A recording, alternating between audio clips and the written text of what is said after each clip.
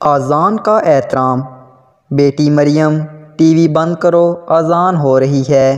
اچھا ماما جان، بند کرتی ہوں، مریم نے جواب دیا، مگر ٹی وی چلتا رہا۔ سنا نہیں، ٹی وی بند کرو، اب ماما نے تیز آواز میں کہا۔ ابھی کرتی ہوں، ریموٹ نہیں مل رہا، مریم نے کہا۔ اتنے میں فاطمہ کی آواز آئی، مجھے سمرن نے چٹکی کاٹی ہے، جبکہ سمرن چلانے لگی۔ پہلے مجھے فاطمہ نے دھکا دیا۔ تنگ آ کر ماما کچن سے باہر آئیں، دیکھا کہ بچے آپس میں دینگا مشتی کر رہے ہیں۔ ریموٹ موسیٰ نے پکڑا ہے، جو کارٹون دیکھنے کی ضد کر رہا ہے۔ اتنی دیر میں اذان بھی ختم ہو گئی۔ ماما اپنا ماتھا پیٹ کر رہ گئیں کہ ان بچوں کو یہ احساس ہی نہیں ہے کہ اذان کا جواب دینا واجب ہے، یہ تو اللہ کی طرف سے پکار ہے۔ جب والدین کی آواز پر نہ آنا گناہ ہے تو اللہ کے حکم کو نظر انداز کرنا کتنا بڑا گناہ ہے۔ ہمارا فرض ہے کہ تمام دنیاوی کام چھوڑ کر پہلے اذان کا جواب دیا جائے، پھر نماز کا اہتمام کریں، اس کے بعد دنیاوی کاموں میں دلچسپی لیں۔ میں تمہارے پاپا کو بتاؤں گی کہ تم نے آج کیا کیا۔ رات کو جب ان کے پاپا آئے تو ماما نے سارا قصہ کہہ سنایا۔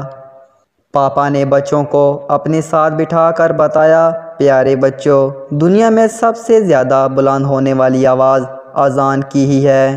یہ واحد آواز ہے جو ہر لمحہ دنیا میں گونجتی رہتی ہے۔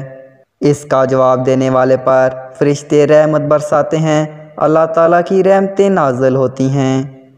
سب سے بڑی بات یہ ہے کہ جتنا ثواب اذان دینے والے کو ملتا ہے، اتنا ہی ثواب گھر، دفتر یا باہر کہیں بھی بیٹھے فرد کو اس کا جواب دینے سے ہوتا ہے۔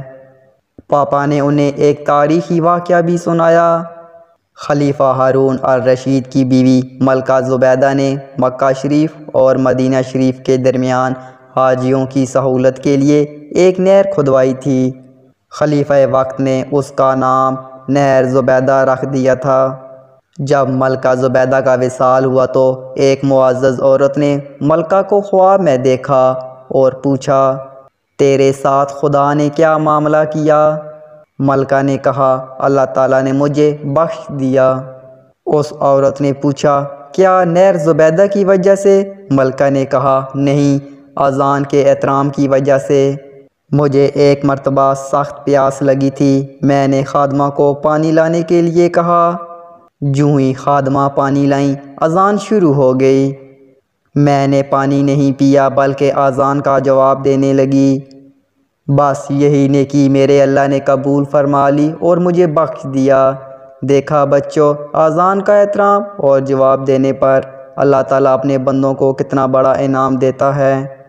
سب بچوں نے وعدہ کیا کہ آئندہ وہ اذان کا احترام کریں گے۔ میری بھی تمام بچوں سے گزارش ہے کہ اذان کا احترام کریں اور نماز بھی پابندی سے پڑھیں۔